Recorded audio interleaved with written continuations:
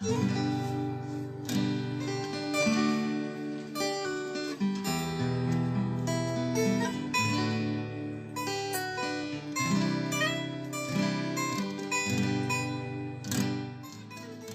de Pedro capítulo 5, versículos del 1 al 4. Dice así la palabra del Señor. Ruego a los ancianos que están entre vosotros, yo anciano también con ellos, y testigo de los padecimientos de Cristo, que soy también participante de la gloria que será revelada. Apacentad la grey de Dios que está entre vosotros, cuidando de ella no por fuerza, sino voluntariamente, no por ganancia deshonesta, sino con ánimo pronto, no como teniendo señorío sobre los que están a vuestro cuidado, sino siendo ejemplos de la grey. Y cuando aparezca el príncipe de los pastores, recibiréis la corona incorruptible de gloria. Padre, te damos gracias por tu amor, tu misericordia, tu bondad, tu bendita palabra, Señor. Te damos gracias por habernos llamado a tus caminos, a tu verdad, por habernos salvado, por habernos alcanzado, por habernos escogido, Señor. Gracias por todas tus promesas y por una salvación tan grande. Gracias por el privilegio de reunirnos, aunque sea por este medio, Señor. Te rogamos que nos restaures pronto a la reunión presencial y que nos guardes, Padre.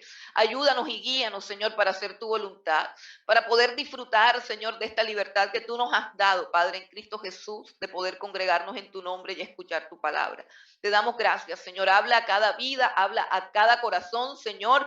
Bendice cada hogar que está aquí conectado, Señor. Bendice cada casa, Dios, que se ha quitado todo estorbo, Padre, que se ha quitado toda distracción, Padre, y todo lo que nos impida colocar todo nuestro ser, Señor, para escuchar tu bendita palabra. Gloria a Dios. Bueno, este mensaje habla de cuáles son los motivos correctos para pastorear. ¿Cuáles son los motivos correctos que debe tener un hombre que es llamado por Dios para pastorear la iglesia del Señor o en su defecto una grey? Vamos a utilizar esa palabra, la grey, que esa es la palabra que está utilizando Pedro en el versículo 2. Dice, apacentad la grey de Dios. Alguna vez me preguntaron qué era eso, qué era eso de la grey. La grey son el conjunto de ovejas que le pertenecen a un pastor, o sea, el conjunto de ovejas, el grupo de ovejas, perdón, que cuida un pastor. O sea, una grey es un rebaño, ¿cierto? Y se utiliza la palabra grey para referirse a una congregación local. En este caso podemos hablar de la piedra angular. Esa es una grey. Podemos decir la grey de la piedra angular. ¿Qué queremos decir cuando decimos la grey de la piedra angular? Nos referimos a todas las ovejas que hacen parte del cuerpo activo de la iglesia de la piedra angular. Grey son ovejas. Eso es importante que lo entendamos. El concepto de ovejas y pastores. Es supremamente importante que entendamos eso. Y este pasaje nos va a ayudar bastante a tener una comprensión más clara de lo que es una oveja y lo que es un pastor. Y repito, la grey es el conjunto de todas las ovejas, es el conjunto de todos los miembros de una congregación que están bajo el cuidado de un pastor. Bueno, en este texto tenemos tres principios básicos que rigen la iglesia del Señor Jesucristo en cuanto a su organización y en cuanto a su estructura. Y tenemos también tres formas en cómo deben pastorear los pastores o los ancianos, como dice aquí. Entonces, eso es lo que vamos a extractar de este sermón. Vamos a sacar tres principios básicos en cuanto a la organización y estructura de la iglesia y tres formas como debe pastorear un pastor. Vamos a mirar los tres principios básicos primeramente. El primer principio que tenemos es que la iglesia cristiana, la iglesia que instituyó el Señor Jesucristo, tenían ancianos. Dice el versículo 1, ruego a los ancianos que están entre vosotros, yo anciano también con ellos. Anciano era el nombre que se le daba al que estaba a cargo de la congregación, a cargo del rebaño. Y esta carta está escrita, si nosotros nos devolvemos para recordar a quienes está escribiendo el apóstol Pedro, tenemos que ir al capítulo 1, versículo 1, y vamos a recordar a quién les está escribiendo, a quiénes le están hablando, o sea, quiénes son las personas que él tiene en mente cuando escribe. Y dice capítulo 1, versículo 1, dice Pedro, apóstol de Jesucristo, a los expatriados de la dispersión en el Ponto, Galacia, Capadocia, Asia y Bitinia. Así que está escribiendo a un conjunto de congregaciones, a un conjunto de iglesias que están esparcidas por una amplia zona geográfica que está compuesta por el Ponto, Galacia, Capadocia, Asia y Bitinia. Está escribiendo a una cantidad innumerable de iglesias y en cada una de esas iglesias hay ancianos, es decir, hay unas personas que están encargadas de cuidar de esas congregaciones. Este es el modelo administrativo, el modelo organizacional o modelo jerárquico que establece la Biblia en cuanto a la administración de la iglesia. Recuerden, ese es el primer principio. La iglesia está compuesta por una grey, o sea, por ovejas y por ancianos que dirigen a la grey, ancianos que están a cargo del cuidado de la grey. Así los llama primeramente el apóstol Pedro, ancianos. Entonces, primer principio, la iglesia tiene ancianos, la iglesia tiene ovejas. La iglesia tiene ancianos, la iglesia tiene ovejas. Ahora, segundo principio, los ancianos eran pastores. Dice el versículo 2, apacentad la grey de Dios. ¿A quién le está diciendo apacentad la grey de Dios? A los ancianos. Él se dirige a los ancianos, o sea, el título es ancianos, pero la función que ejercen esos ancianos es apacentar la grey, apacentar el rebaño. ¿Qué es apacentar? Apacentar es lo mismo que pastorear. Apacentar es lo mismo que pastorear. Los ancianos, entonces, ¿qué era lo que hacían? Pastoreaban, apacentaban el rebaño. ¿Cuál era la función de los ancianos? Repito, apacentar el rebaño, pastorear el rebaño. Ahora, el término pastor, pastor como sustantivo, solamente aparece una vez en el Nuevo Testamento. Aparece en Efesios capítulo 4, versículo 11. Vamos un momentico a Efesios capítulo 4, el versículo 11, y aquí encontramos el único versículo donde aparece la palabra pastor como sustantivo. Dice Efesios 4:11, y él mismo, refiriéndose a Cristo, y él mismo constituyó a unos apóstoles, a otros profetas, a otros evangelistas, a otros pastores y maestros. Pastores y maestros. Entonces ahí es donde aparece la palabra pastor como un sustantivo, pero el verbo pastorear o apacentar aparece varias veces. Por ejemplo, vamos a encontrarlo en el Evangelio de Juan, capítulo 21, versículo 16. Vamos un momentico a Juan y encontramos la palabra apacentar, dicha por el Señor Jesucristo. Volvió a decirle la segunda vez, Simón, hijo de Jonás, ¿me amas? Pedro le respondió, sí, Señor, tú sabes que te amo. Y le dijo Jesús, pastorea mis ovejas. Ahí encontramos el verbo que pastorear o apacentar, que es exactamente lo mismo.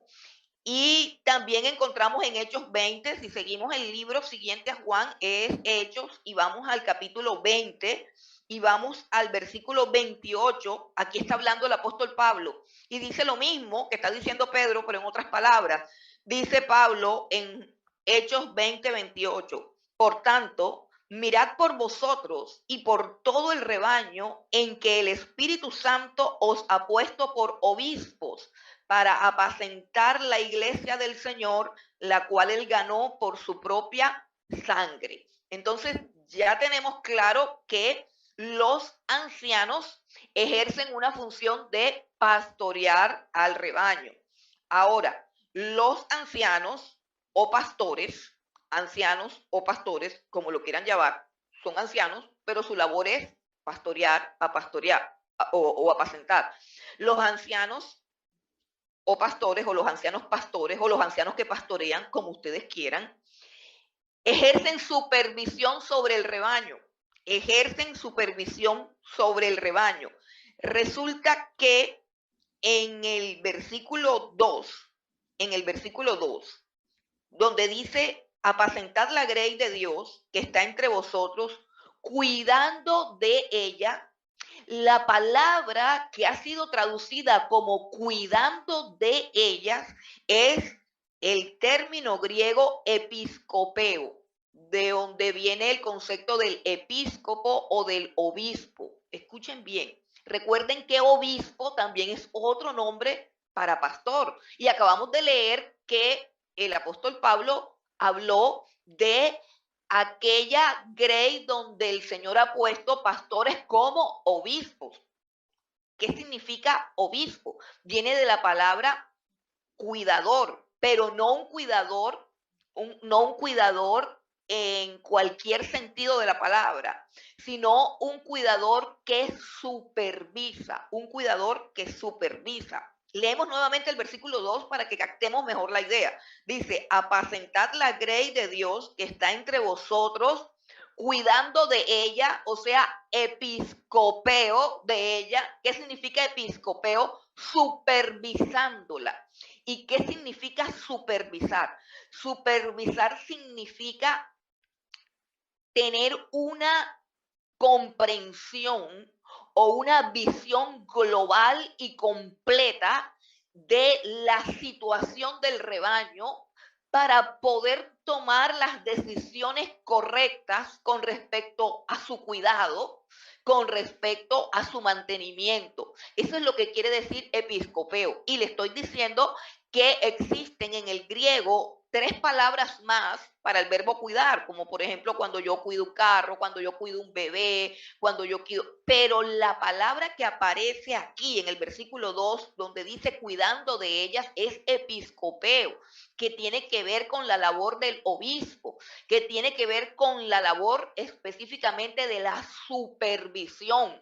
¿Qué es una supervisión? Una supervisión es poder observar todo, poder mirar todo desde un punto de vista global, completo. Es cuando yo doy una mirada general y global a algo para examinar todas las circunstancias y todas las cosas que hay ahí involucradas, para hacer una evaluación de lo que estoy viendo. Así que el pastor apacienta supervisando el rebaño, supervisando el rebaño. Hay una labor de supervisor y eso es lo que significa la palabra obispo. Obispo es uno que supervisa, que cuida, pero con una actitud de vigilancia, de examen, de análisis, de evaluación, de escrutinio. Eso es lo que es episcopeo, eso es lo que significa cuidar de ellos. Los ancianos tienen que mirar bien el panorama general de la grey y actuar en consecuencia. Ahora, un anciano es esencialmente una oveja como cualquier otra. Una oveja que tiene un pastor principal que es el propio Señor Jesucristo. Pero el anciano se diferencia del resto de las ovejas por su llamado, por sus dones y sobre todo porque tiene una responsabilidad totalmente diferente al resto de las ovejas. Se lo voy a repetir. El anciano se diferencia claramente del resto de las ovejas y del rebaño porque tiene un llamado, porque tiene unos dones y porque tiene una responsabilidad que no tienen el resto de las ovejas. En otras palabras, la palabra responsabilidad lo hace responsable del rebaño delante de Dios. Lo hace responsable del rebaño delante de Dios. En otras palabras, el pastor principal, que es el Señor Jesucristo, va a llamarlo a él a rendir cuentas, pero no va a llamar al resto del rebaño para rendir cuentas sobre la congregación. Y eso tiene una diferencia abismal. Repito, la oveja no responde por la grey. El que responde por el rebaño es el pastor. Ahora, el pastor tiene algo que lo diferencia de las ovejas. Dije que son tres cosas. Primero es el llamado. El llamado. ¿Qué es el llamado? El llamado es algo, una comisión particular, íntima y personal que se da en un momento de la historia entre Dios y el que es llamado. Es una experiencia entre Dios y el que es llamado a pastorear que no puede ser conocida por el rebaño. Es una experiencia en lo más interno, en lo más profundo de la comunión que hay entre esa persona que es llamada y el Señor Jesucristo, que es quien lo llama. El llamado es algo soberano, el llamado es algo sobrenatural y el llamado es algo indestructible. Indestructible. El llamado no puede ser cuestionado por los demás porque Dios a quien quiere llama, porque Dios en su llamado es soberano. Él llama al que quiere. Y ese llamado que se da entre Dios y aquel que Él escoge para pastorear como anciano, ese es un llamado que se da entre ellos dos y no puede ser cuestionado ni conocido por las demás personas, sino que Dios con sus dones, con su presencia y con su respaldo, confirma el llamado frente a los ojos de los demás. Repito, el llamado como tal es personal y es entre Dios y el pastor. Y cuando eso sucede, ninguna oveja se entera, ninguna oveja sabe. Eso es personal. Eso es una experiencia genuina. Eso no es como que yo tengo ganas de ser pastor. No, eso no es así. Si a alguien le pasa eso, pues sí, puede pasar que debido a lo popular de los ministerios de esta época, debido a todas las prebendas y privilegios que tienen los autollamados pastores o pseudopastores de nuestra época. Es posible que muchas personas digan, yo quiero ser pastor, y se engañen a sí mismos y se convenzan de que Dios los ha llamado, pero no los ha llamado. Y en el transcurso y en el proceso de ese esfuerzo por ser y hacer aquello que no es y aquello a lo cual no te han llamado, entonces Dios mismo manifestará que no hay llamado. Dios mismo manifestará que no hay respaldo. Jesús dijo, por sus frutos los conoceréis. Por sus frutos los conoceréis. Entonces el llamado es esencial. El llamado es lo primordial para que un pastor sea pastor y no sea oveja. Tiene que tener un llamado directamente por Dios. Ahora cuando leímos Efesios 4:11, dice, él mismo constituyó. ¿Qué significa constituir? Convertirlo en un pastor. Convertirlo de oveja a pastor, convertirlo en la persona que es competente a través de los dones y de las capacidades que le confiere a esa persona. Y por supuesto, que lo tercero, que es lo más delicado que está aquí y es lo que se está poniendo a consideración, es la responsabilidad que tiene un pastor. Usted como oveja será llamado a rendir cuentas de su vida, de sus propios dones, como padre, como hijo, como esposa, como esposo. Pero un pastor es llamado por Dios para rendir cuentas de la comisión que se le entregó. Un pastor tiene una responsabilidad sobre sus hombros con la cual tiene que comparecer ante el tribunal de Dios, una responsabilidad que no tiene el resto del rebaño. Entonces, eso es exclusivo de ellos y esos son los tres principios básicos que tenemos que tener claros. Número uno, las iglesias tienen ancianos, llámense pastores o llámense obispos. Anciano es el título y la función es pastorear, apacentar o supervisar, que es episcopos, obispo. Ok, el segundo principio es que los ancianos eran pastores, son pastores, ejercen el pastorado, cuidan de la grey. El tercer principio es que los ancianos supervisan a la grey, ejercen supervisión.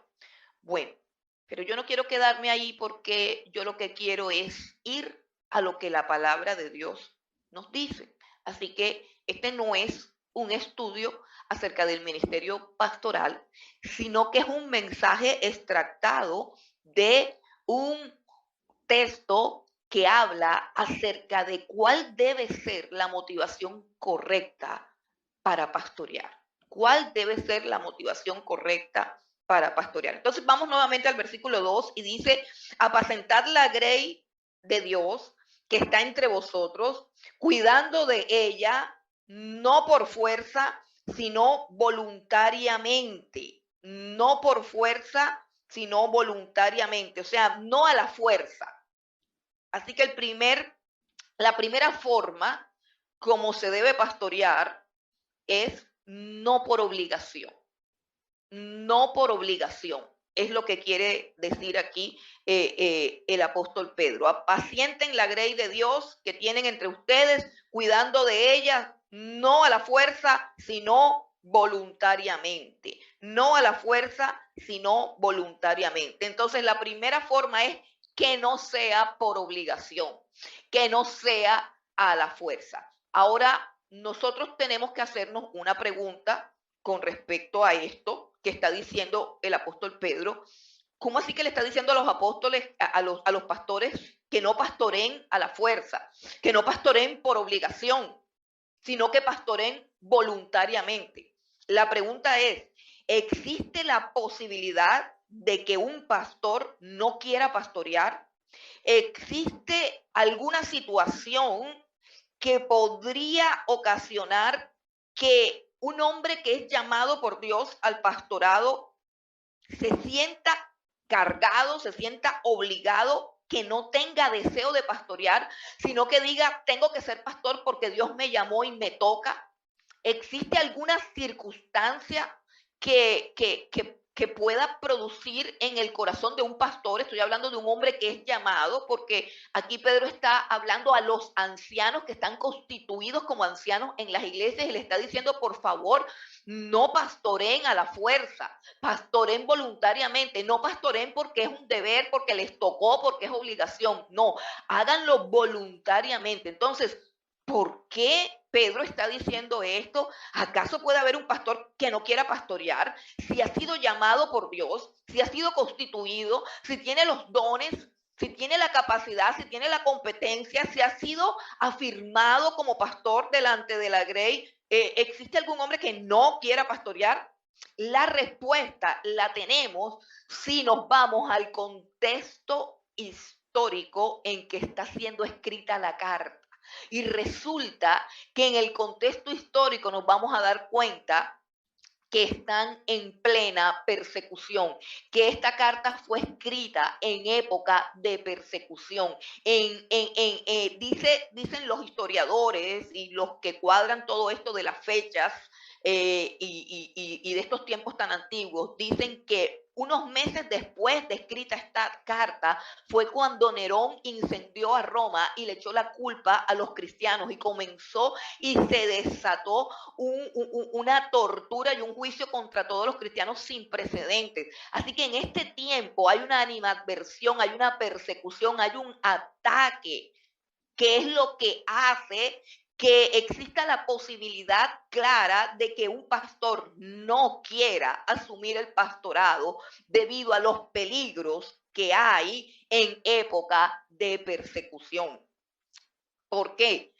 porque el pastor en épocas de persecución es el más perseguido, el más vulnerable. Cuando se desata una persecución en contra de los cristianos, inmediatamente los enemigos del evangelio apuntan hacia el pastor, apuntan hacia el líder, apuntan al que dirige la congregación. Ellos no se ponen primero de estar atacando a las ovejas, no, ellos van por la cabeza, ellos van a cortar todo de raíz, ellos van por los líderes. Y por eso nosotros por ejemplo, en el libro de Hechos encontramos que en el capítulo 7 del libro de Hechos fue asesinado Esteban. ¿Por qué? Por el liderazgo que él tenía con la palabra y con la predicación, por la elocuencia que él tenía con la palabra, por el manejo de las escrituras y por el denuedo que tenía en la predicación del evangelio. Ellos apuntaron hacia Esteban. Luego, en el capítulo 12 del libro de Hechos, Jacobo fue asesinado. Y cuenta el capítulo 12 del libro de Hechos que cuando Herodes se dio cuenta que al pueblo le gustó que hubiesen asesinado a uno de los líderes de la iglesia, mandaron a apresar a Pedro y el plan era también sacar a Pedro y asesinarlo de la misma manera que asesinaron a Jacobo, pero todo el capítulo nos narra cómo de una manera sobrenatural Dios saca a Pedro de la cárcel y lo libra de morir ejecutado también de la misma manera que Jacobo. Entonces, siempre en épocas de persecución, el más vulnerable es el pastor. Y estaban en épocas de persecución, así que esa puede ser una de las razones más lógicas y contundentes para que Pedro considerara que existía la posibilidad de que algunos pastores estuviesen pastoreando a la fuerza, sin voluntad, sin ganas, sin entusiasmo. ¿Por qué? Porque sus vidas eran las primeras que corrían peligro. Eso por un lado. Ahora, por otro lado, el pastor, como ya lo hemos dicho, que tiene una responsabilidad delante de Dios, el pastor también es el más vulnerable frente al juicio de Dios, el pastor. Cuando Dios va a hacer juicio a su casa, cuando Dios va a hacer juicio a la iglesia, a los primeros que llama a juicio, o a los primeros a los que se enfoca su juicio, es hacia los pastores.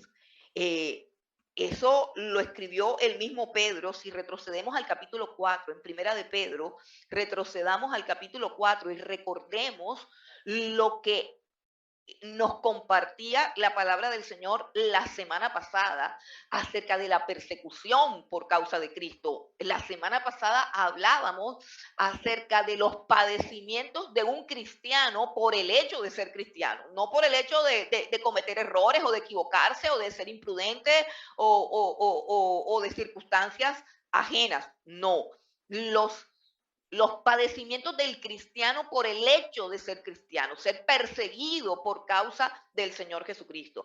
Y mire lo que decíamos en el versículo 17, Primera de Pedro, capítulo 4, versículo 17. Mire lo que dice el apóstol Pedro acerca de épocas de disciplina de Dios para la iglesia o de juicio, aunque no nos guste la palabra.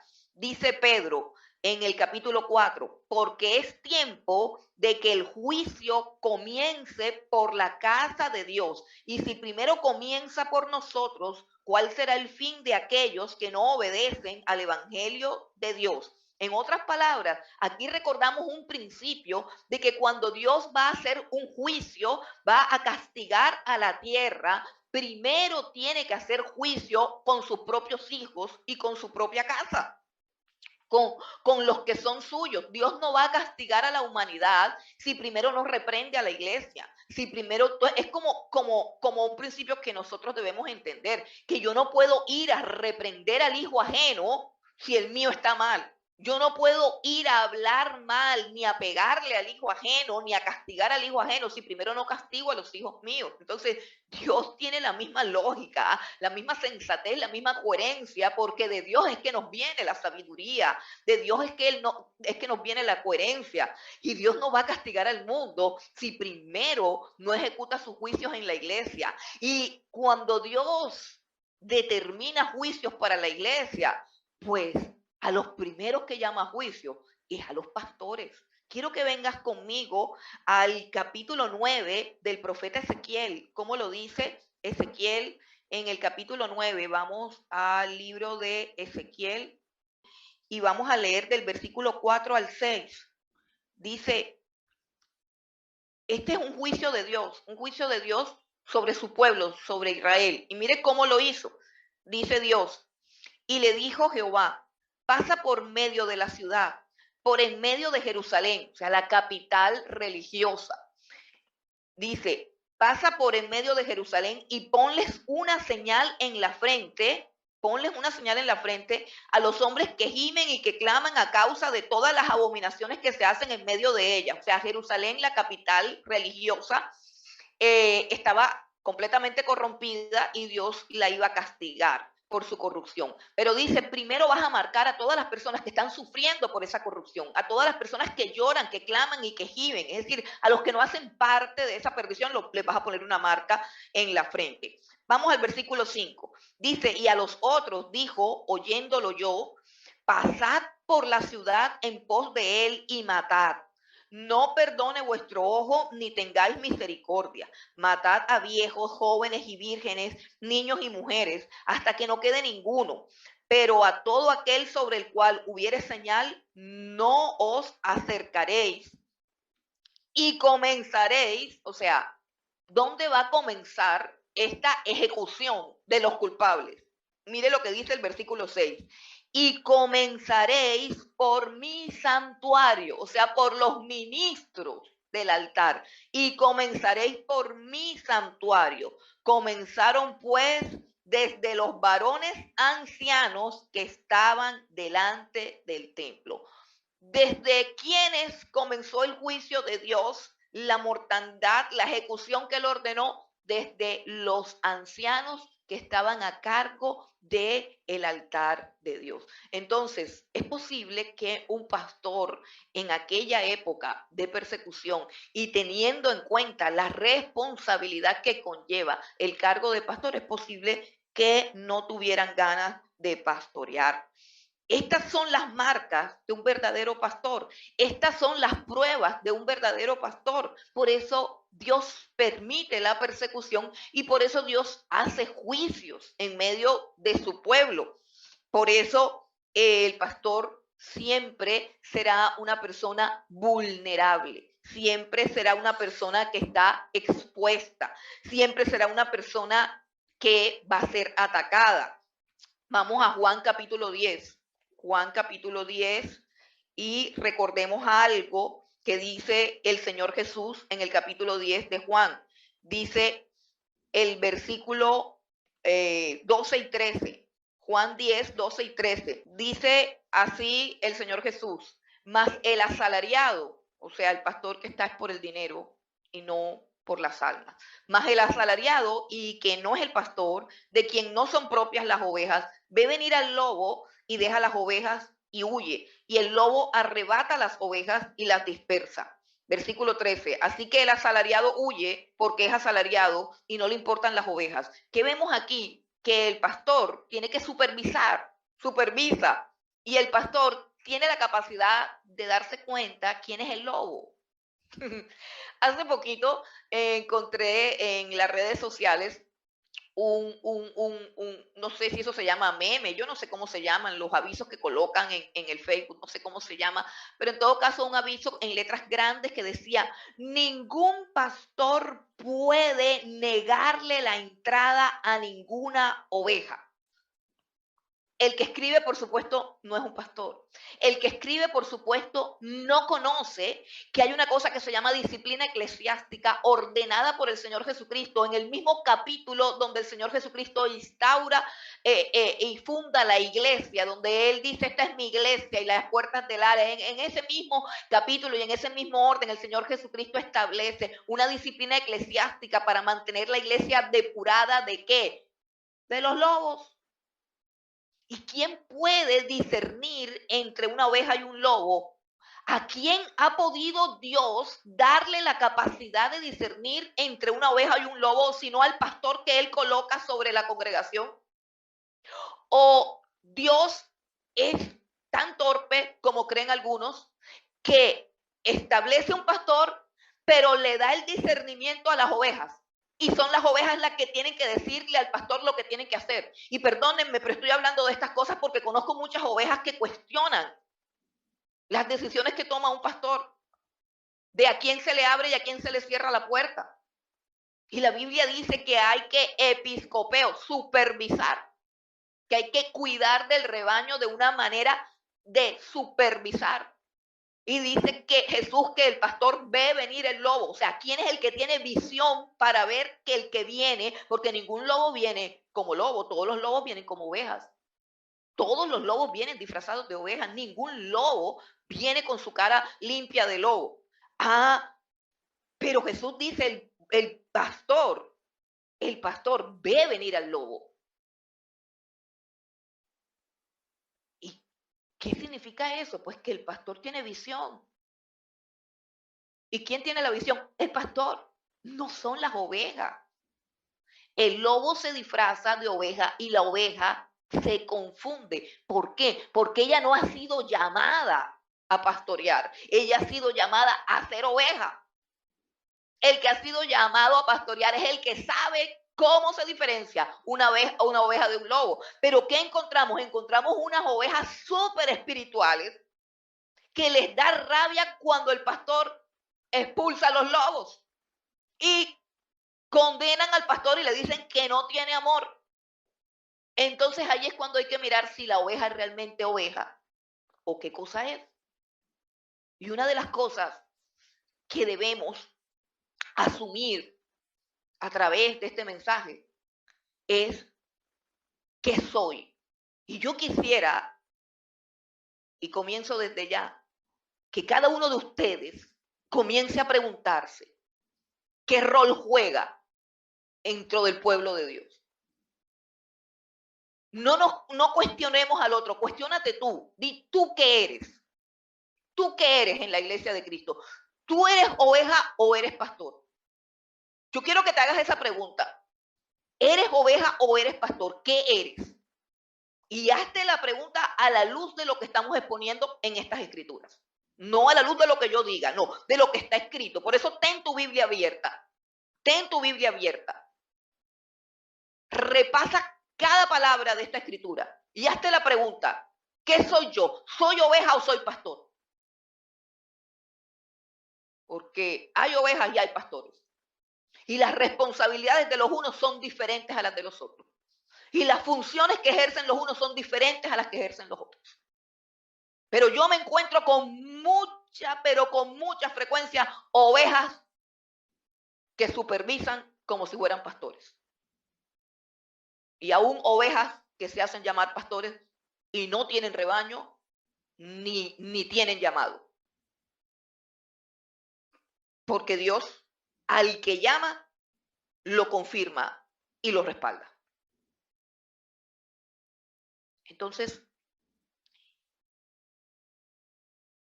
el asalariado ve venir el lobo también, se da cuenta que hay un peligro para el rebaño, pero como no le importa, porque lo que le importa es que el dinero. Entonces, hay que pastorear voluntariamente, voluntariamente. Dice, no a la fuerza, no por fuerza, sino voluntariamente.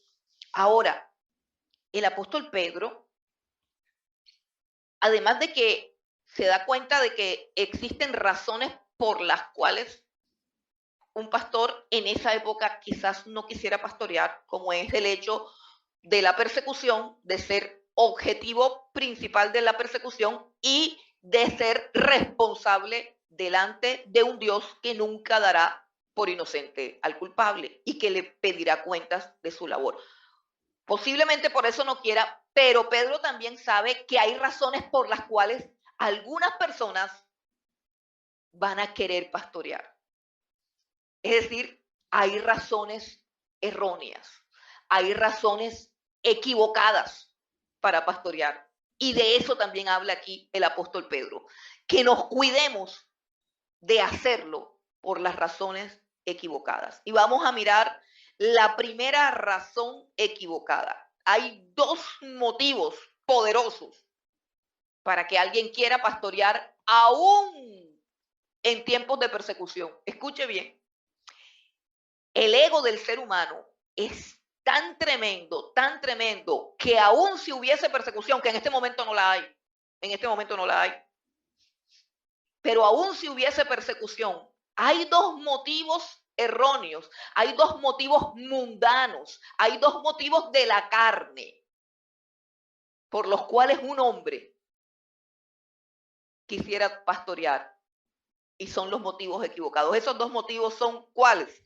El dinero y el poder. Son los motivos del mundo. Son los motivos por los cuales todas las personas en el mundo, todos los impíos se mueven. Se mueven por dinero y se mueven por poder. Eso es lo que mueve la carne. Eso es lo que mueve el pecado que hay dentro de nosotros. Los deseos de la carne, la vanagloria de la vida.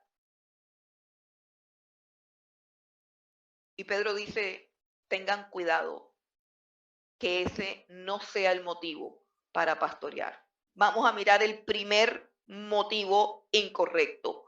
No por ganancia deshonesta, dice el versículo 2, sino voluntariamente. Y abajo al final del versículo 2, lean, no por ganancia deshonesta, sino con ánimo pronto. No por ganancia deshonesta, sino con ánimo pronto. Ánimo pronto es otra palabra para entusiasmo, alegría. Hacerlo por gozo, hacerlo como un privilegio, hacerlo con amor, hacerlo con gratitud. ¿Recuerdan la pregunta que le hizo Jesús a Pedro para nombrarlo pastor? Le hizo una sola pregunta. Una sola pregunta se la hizo 3 veces. Pedro, ¿tú me amas?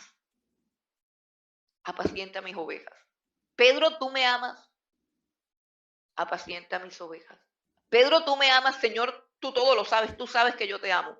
Entonces, apacienta mis ovejas. No por ganancia deshonesta. Qué tristeza encontrar que el ministerio pastoral y el llamado que Dios ha hecho a muchos pastores hoy se vea contaminado, empañado, manchado, rebajado, porque algunos, amando el dinero, se constituyeron a sí mismos pastores.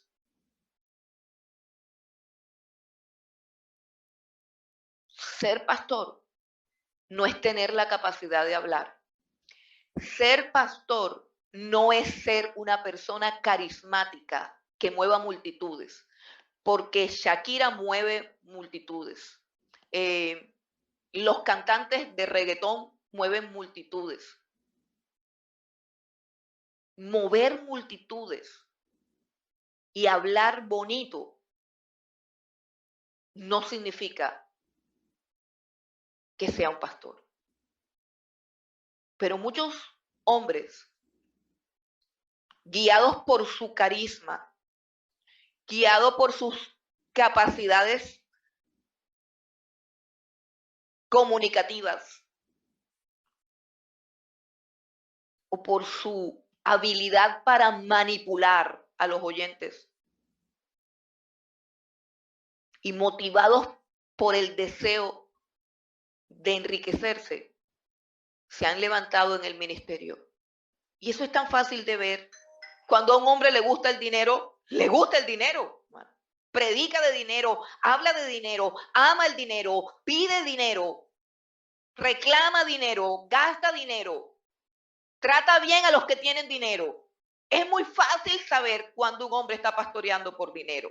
Así que yo pienso que eso no tiene, ¿para qué le vamos a gastar tiempo a eso? Pedro escribió esto porque conoce la naturaleza humana. El asalariado, aquel que está en el ministerio solamente por dinero, solamente por dinero. Dice, no por ganancia deshonesta. ¿Significa eso que un pastor no puede ser bendecido, no puede ser prosperado? No. Ojo lo que dice, ganancia deshonesta, ganancia deshonesta. ¿Qué significa ganancia deshonesta? Cuando adulteras la palabra y manipulas las emociones de las personas para hacer que den, no porque Dios haya puesto en sus corazones el sentir de dar, sino porque estás haciendo presión y coacción. Eso es deshonestidad. Deshonestidad es hacer que las personas den dinero a través de estrategias y a través de la manipulación de la palabra de Dios. Eso es deshonestidad. Y eso se llama ganancia deshonesta. Es decir, hay pastores que se enriquecen oprimiendo a las ovejas, infundiéndoles miedo para que den, presionándolas para que den, manipulando las escrituras para que den. Y eso es una ganancia deshonesta. Es más deshonesta que ser narcotraficante o ladrón, porque estás traficando con algo que es sagrado, que es la palabra de Dios, la cual no tiene precio. Y la Biblia dice, da por gracia aquello que recibiste por gracia. Así que no por ganancia deshonesta, dice, sino con ánimo pronto, con entusiasmo, con la alegría de poder servir, con la alegría de poder ser usado por Dios, con la alegría de saber que nos ha sido dado un ministerio, un llamado, una razón para vivir, una forma de participar del avance del reino, de la gloria de Dios. Todo eso debe traer entusiasmo, nunca jamás el dinero. Dios sustenta a sus siervos y lo sustenta bien, y lo sustenta bien. No es necesario ser deshonesto en la predicación, no es necesario, no es necesario. Dios nos sostiene y los dividendos más grandes del ministerio no son el dinero, no son el dinero. Los dividendos más grandes los veremos más adelante en el último punto. Hay cosas más preciosas que el dinero para aquellos que son llamados por Dios al servicio. La segunda forma incorrecta dice no por ganancia deshonesta, sino con ánimo pronto. Versículo 3, no como teniendo señorío sobre los que están a vuestro cuidado, sino siendo ejemplos de la grey. No como teniendo señorío. En otras palabras, no como enseñoreándose de las ovejas. En otras palabras, el pastor no es un autoritario que da órdenes y que controla la vida del rebaño. No al autoritarismo, no al autoritarismo. Esto es el deseo de poder. Muchos pastores sucumben ante esa tentación de enseñorearte de las ovejas, de hacer que todos hagan lo que tú quieres, de hacer que todos te sirvan. Aman los primeros puestos, aman el nombre de pastor, reverendo, y lo colocan con mayúscula, que resplandezca, que se vea diferente, que yo no soy cualquiera. A mí me tienen que llamar pastor, a mí me tienen que decir pastor, a mí me tienen que tratar con un respeto.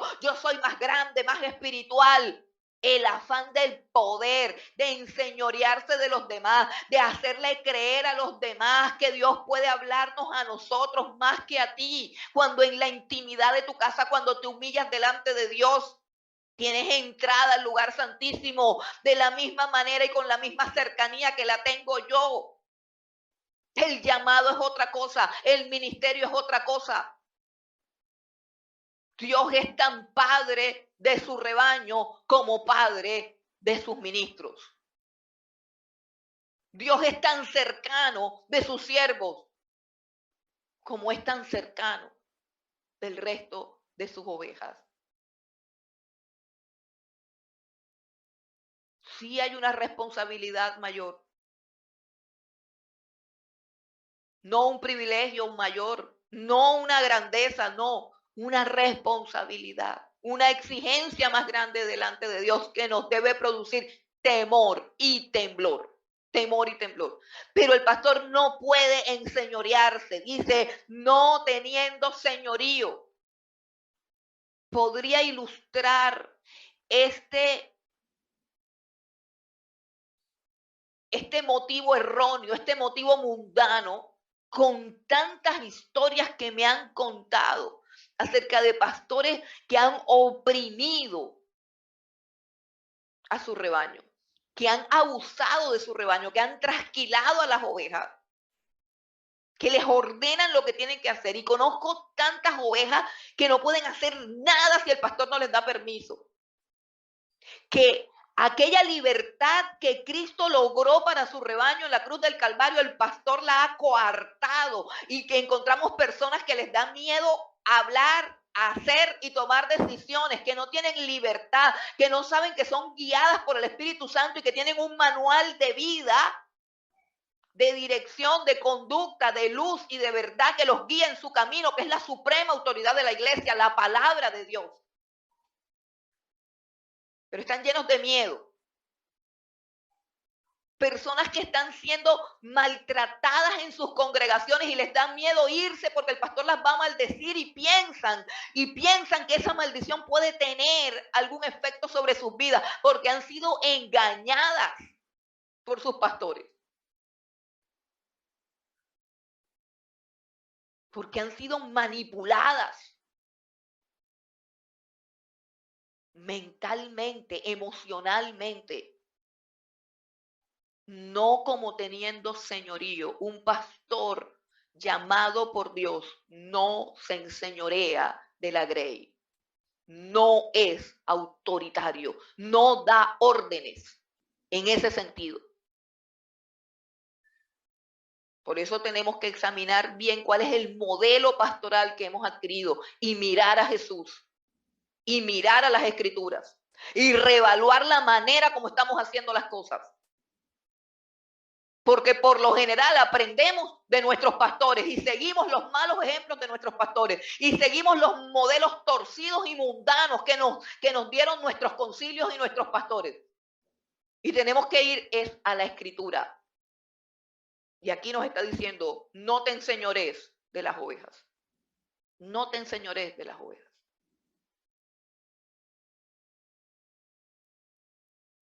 Es cierto que a veces hay que tomar decisiones drásticas, que a veces hay que dar una orden, sí.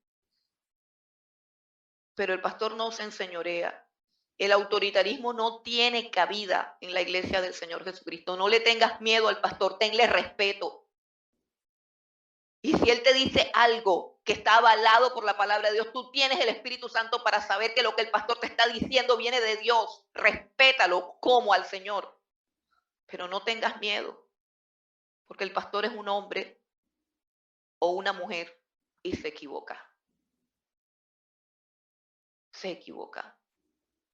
Por eso, para hablar y para ejercer el pastorado, yo tengo la Biblia abierta para que entiendas que no se trata ni de mí ni de ti, sino de Jesús, el príncipe de los pastores, como lo llaman aquí. Se trata de Jesús. Se trata de Jesús. Y si tú quieres conocer la voluntad de Dios, Deja de estar leyendo libros de autoestima y de superación personal y de psicología. Deja de estar leyendo memes y ve a las escrituras y conoce a Dios, porque la mente de Dios no se parece a la mente del mundo. Llénate de la palabra de Dios y conocerás al príncipe de los pastores y conocerás su voluntad y no le tendrás miedo a ningún hombre porque sabrás la voluntad. Respeto sí, honra sí, obediencia sí, en cuanto él exprese la voluntad de Dios para tu vida.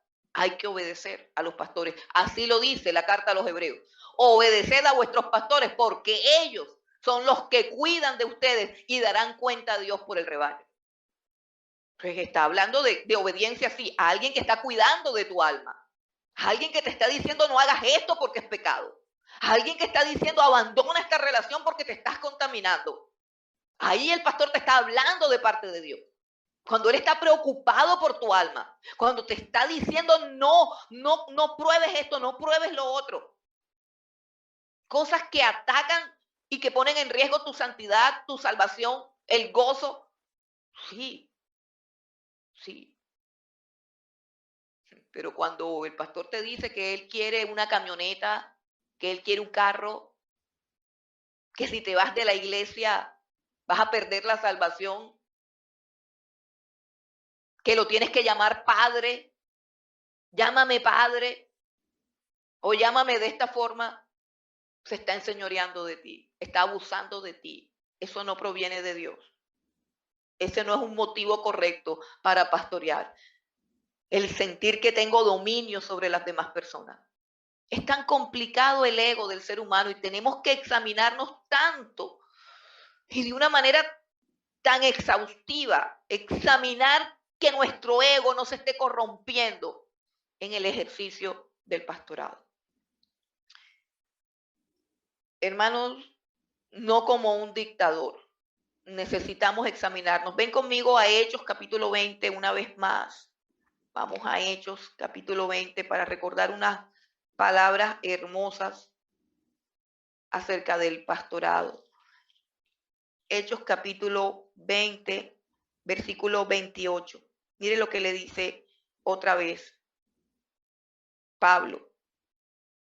En este caso fueron reunidos todos los pastores de Éfeso.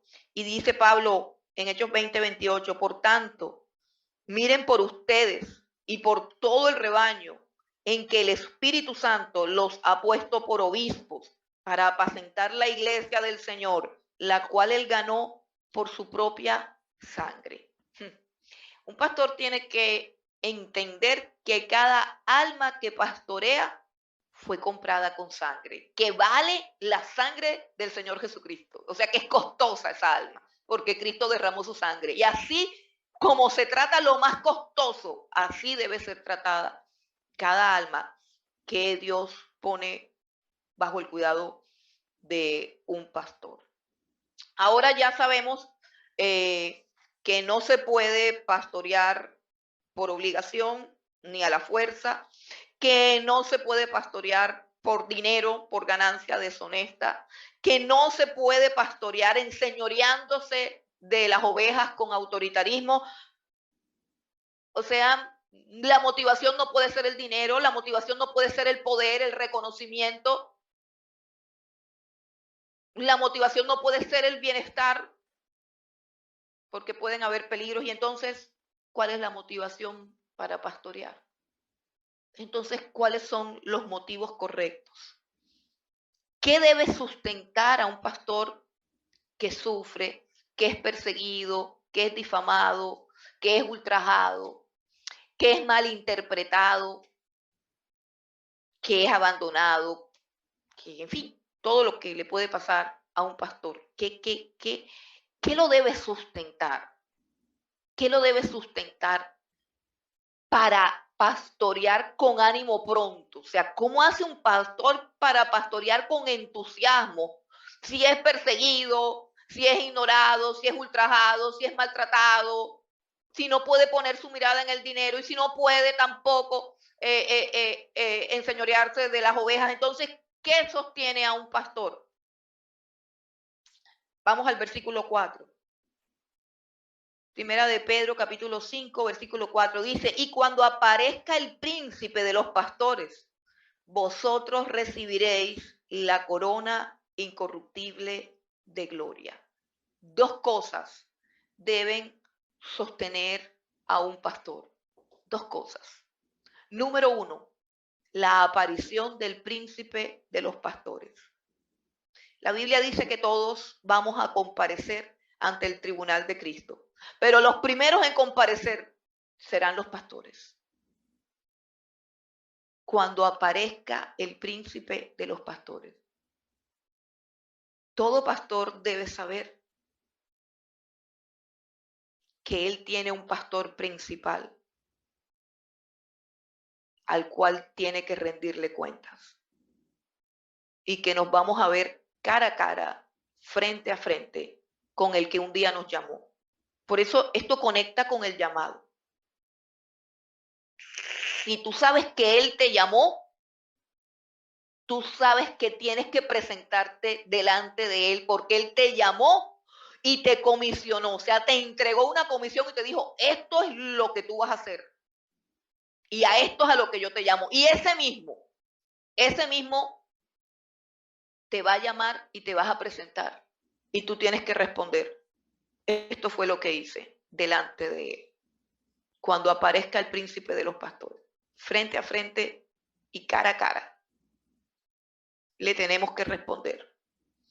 Todos los que hemos sido llamados a ejercer cualquier ministerio, nos vamos a presentar delante de Él, a dar cuenta de todo lo que hemos hecho, de todo lo que hemos dicho, de todo lo que hemos callado, de todo lo que hemos omitido, de cada alma y de cada vida que Él ha traído bajo nuestro cuidado. Hay que rendirle cuenta a Dios. Esa es la principal motivación para hacerlo bien, para hacerlo con entusiasmo, para hacerlo por amor, para hacerlo con mansedumbre, para hacerlo con humildad.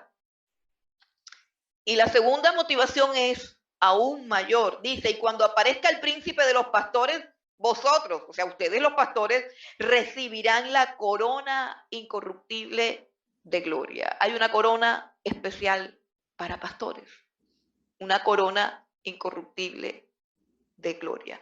No, hay muchas bendiciones aquí en la tierra para los ministros de Dios, muchas bendiciones. Pero la más grande, la más preciosa, la más gloriosa, es una corona que será entregada allá en el cielo. No está aquí.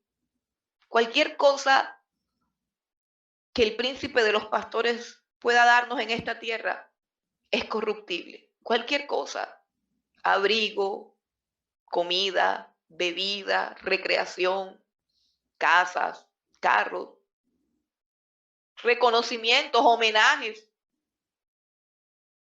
Cualquier cosa que el príncipe de los pastores nos dé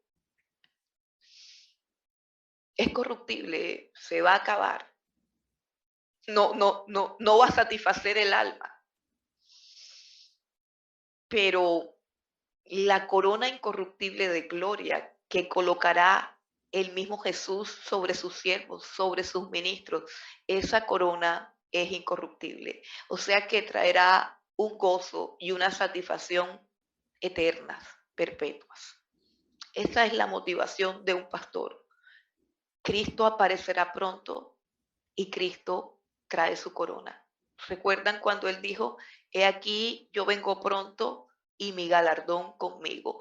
Esas son las palabras. El anhelo ferviente de escuchar la voz del Señor, de estar postrado ante sus pies y escuchar la voz que dice, bien hecho, siervo bueno y fiel.